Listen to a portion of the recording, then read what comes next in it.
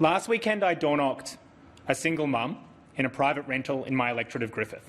She had just copped a massive rent increase that left her having to skip meals just so she could afford her baby's nappy rash cream. Just 4 days ago, I spoke to a young couple who are facing eviction after copping a $150 a week rent increase. They couldn't afford that, so the landlord was evicting them. If they don't find a home by March 13th, they'll be homeless. Every Monday night, my office helps run a free dinner for people sleeping rough in West End under Kurilpa Bridge. Like many places across Australia, tent cities have appeared, often under the glaring lights of newly built apartment towers. Serving meals, I've met young men and women who should be looking forward to transitioning to adulthood and looking towards the rest of their lives. Instead, they are beaten down, their horizons restricted to where they'll sleep tonight and where they'll find their next meal. I've spoken to couples in their 30s living with their parents trying to save for a home, only to find house prices have increased so fast that what they thought they had for a deposit and what they needed had actually increased out of reach. I've spoken to parents deeply worried about how their kids will ever be able to find a home or buy a home, anxiously trying to work out how they can scrimp together enough money to help out. These stories are playing out across Australia because the housing system in Australia is broken and it is breaking people. On one end of the spectrum, overwhelmed homelessness services turned away over 57,000 people last year who needed assistance. CoreLogic reports that the median national weekly rent surpassed $600 a week for the first time in Australian history. That means someone earning $104,000 a year would be in rental stress. For first home buyers, the income required to buy an average home in a capital city in Australia is now $187,000. That is more than double the median national salary, more than double a new teacher or nurse's salary. Those who are lucky enough to buy their first home have had to go into so much debt that recent increases to interest rates are pushing far too many to the brink. In the last decade alone, house prices have doubled, while rents are increasing at close to double the rate of wages. Rather than provide affordable housing, the Australian housing system has been designed to drive up the cost of housing, generating enormous wealth for the few and increasing rents, house prices and mortgages for the many. I want to be clear about this. For decades now, federal and state government housing policy has been explicitly geared towards turbocharging house prices and driving up rents and putting billions of dollars in the pockets of property investors, property developers and the banks. Here are just three key design features. 1. Governments from both Labor and the Liberals for decades now have cut funding for and then chronically underfunded public and community housing. In my electorate, the Queensland Labor government sold off 41 public homes onto the private market in only a few years, and over 1,000 public homes sold off across the state in just a few years. Now there is a shortage of over 750,000 homes, public homes, across the country. This in turn puts more pressure on the private rental market. The Howard government's introduction of the capital gains tax discount combined with negative gearing to turbocharge house prices by putting billions of dollars in government tax handouts in the pockets of property investors who use that money to massively bid up the price of housing. In fact, the biggest line item in the most recent federal Labor budget for housing was not for public housing, not for renters, it was for tax handouts for property investors. All up, Labor will spend $500 billion on property investor tax concessions, tax handouts, over the decade. This has turned housing from a place to build a good life into a lucrative financial asset for property investors. The result? Where house prices used to grow on average at about the same rate as wages. Since the introduction of the capital gains tax discount, house prices have increased close to 3 times that of wages every year.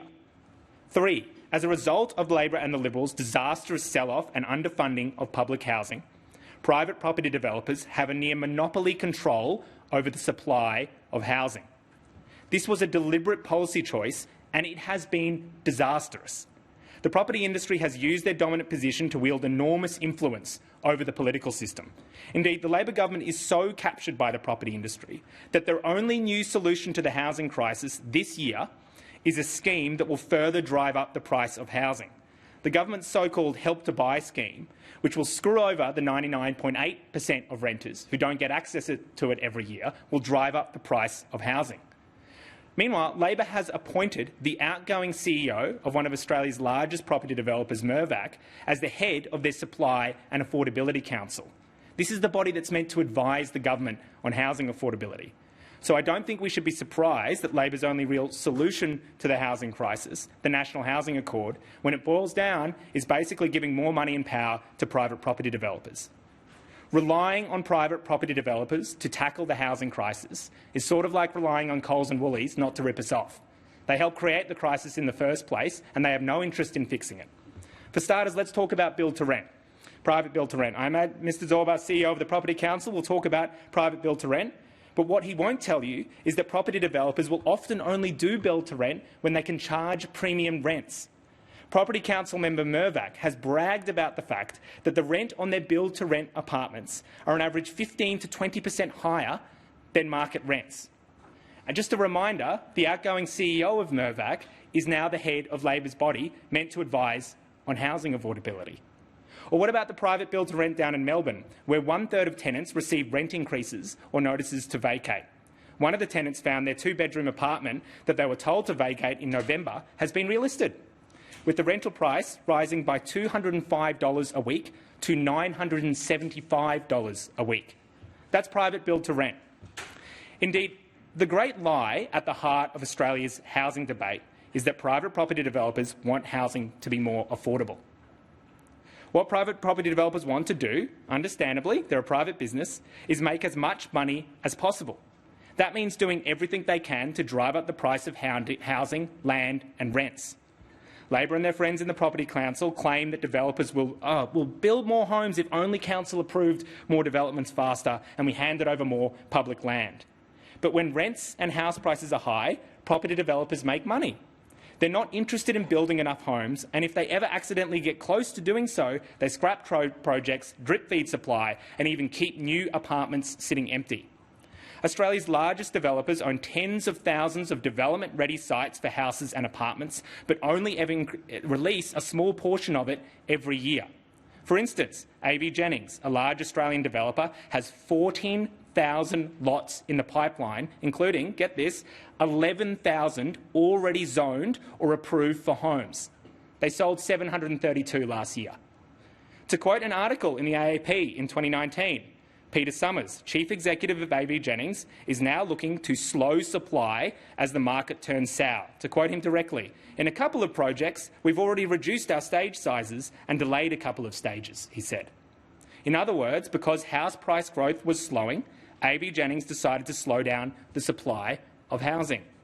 For example, another example, Meriton founder and managing director Mr Harry Triguboff, who when talking to the Australian newspaper explaining why he wasn't selling as many apartments as he could, said, and I quote, "I'm holding a lot more than I am selling at the moment, and as the value of property goes up, the value of what I have kept rises." We will never stop the crazy growth in house prices while the private property development industry holds a monopoly over the supply of housing. While governments rely on private property developers, we will never fix the housing crisis. Right now, the Greens are the only party in parliament with a plan that will actually make housing affordable. It has 3 key pillars. First, we need to scrap the massive tax handouts for property investors, denying millions of renters the chance to buy a home. Want to know why you or your son or your daughter can't buy a home? Well, because property investors can rock up to an auction and use their access to massive government tax handouts from the Labor Party to bid up the price of housing. Renters far too often don't stand a chance.